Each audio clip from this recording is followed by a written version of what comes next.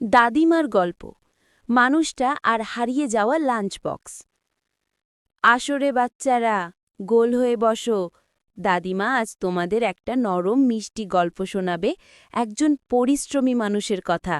তার নাম রবি। রবি থাকত একদম ছোট্ট শান্ত গ্রামে। চারপাশে সবুজ মাঠ, তালগাছের ছায়া আর ভোরবেলা পাখিদের গান।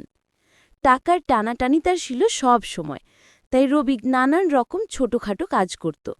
কখনো কারো ভাঙা বেড়া ঠিক করে দিত, কখনো বাজারে বোঝা বয়ে দিত, আবার কখনো কারোর ঘরের মেরামত। কিন্তু তার মুখের হাসিটা ছিল উহু, ঠিক যেন রোদের ফাঁক দিয়ে লুকোচুরি করা সূর্যের মতো। প্রতিদিন সকালে রবি একটা ছোট্ট স্টিলের লাঞ্চ বক্সে তার দুপুরের খাবার গুছিয়ে নিত। দুটো রুটি, একটু আচার, কখনো কখনো ভাগ্য ভালো থাকলে একটা মিষ্টিও থাকত। কাপড় দিয়ে বেঁধে নিত যাতে পড়ে না যায়। কিন্তু সেই দিন ওহো, হাঁটতে হাঁটতে হঠাৎ রবি টের পেল তার ব্যাগটা যেন হালকা। লাঞ্চ বক্সটা নেই। ব্যাগের ভিতর দেখল নেই, মাটিতে দেখল নেই, এমনকি নিজের কানের পেছনেও তাকালো। সেটা দেখে নিজেই একটু হেসে ফেলল। কিন্তু লাঞ্চ বক্স যেন গায়েব। আহারে, রবি দীর্ঘশ্বাস ফেলল। আজকের একমাত্র খাবারটাই ছিল ওটা। ঠিক তখন ঝোপের দিক থেকে খসরস খসরস শব্দ। তারপর বেরিয়ে এলো এক ছোট্ট সাদা ছাগল, ভুঁড়ি গোল, চোখ দুষ্টু, যেন সব রহস্য জানে।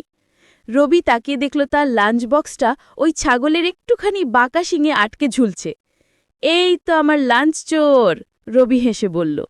ছাগলটা ম্যাঁ করে ডেকে উঠল, যেন বলছে ভুল হয়েছে, শুধু খেলতে চেয়েছিলাম।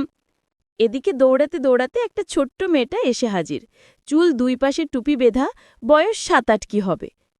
কাকা, এটা আমার ছাগল পিলু, সব জায়গায় দৌড়াদৌড়ি করে, মাফ করে দিন। রবি হাসল। কিচ্ছু হয়নি মা। মেয়েটা ছাগলের শিং থেকে লাঞ্চ বক্সটা ছাড়াতে গেল, কিন্তু বাপ রে, শিংয়ের সঙ্গে এমনভাবে আটকে আছে যে ছাগল মাথা দোলালেই আবার শক্ত হয়ে যায়। রবি হাঁটু গেড়ে বসল আর ছাগলের কানে নরম করে বলল, এই যে ছোট্ট বন্ধু, একটা চুক্তি করি, তুমি একেবারে চুপচাপ দাঁড়াও, আমি তোমাকে মাথায় আদর দেব। অবিশ্বাস্যভাবে ছাগলটা সাথে সাথে থেমে গেল। রবি সাবধানে লাঞ্চ বক্সটা খুলে নিল। ডেন্ট পড়েছে, আঁচড় লেগেছে আর হালকা ছাগলের গন্ধ আছে, তবুও পাওয়া গেছে। মেয়েটা খিলখিল করে হাসল। পিলু আপনাকে পছন্দ করে কাকা। রবি মৃদু হাসল। আমিও ওকে পছন্দ করে ফেলেছি। রবি লাঞ্চ বক্স খুলতেই মেয়েটা খেয়াল করল খাবার কত কম, আর কি যত্ন করে রবি সেটি নিয়ে চলছিল।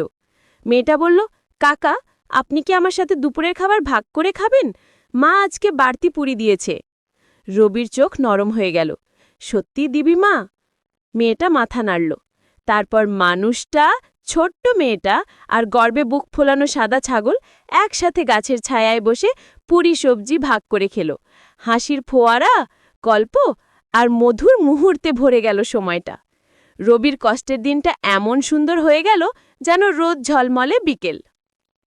গল্পের শিক্ষা, একটু ছোট্ট সাহায্য বা ভালোবাসা কাউকে অনেক বড় আনন্দ দিতে পারে।